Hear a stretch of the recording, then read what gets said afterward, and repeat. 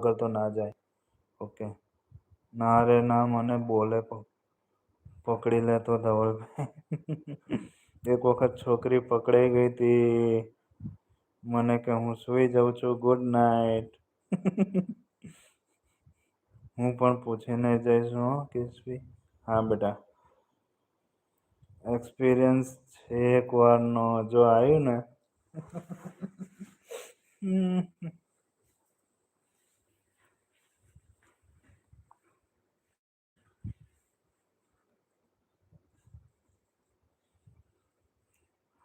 હવે નથી કરવાનો એક્સપિરિયન્સ, નકર મને બોલે.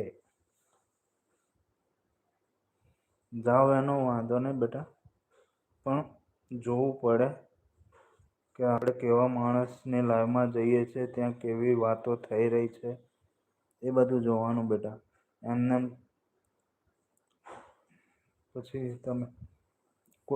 પછી તમે કોઈની લાઈફમાં જતા રહો અને ત્યાં પછી વાતોમાં બધું બકવાસ હોય, કોઈ મતલબ નથી. સમજ્યા? એટલે હું કહું છું અમે બીજાને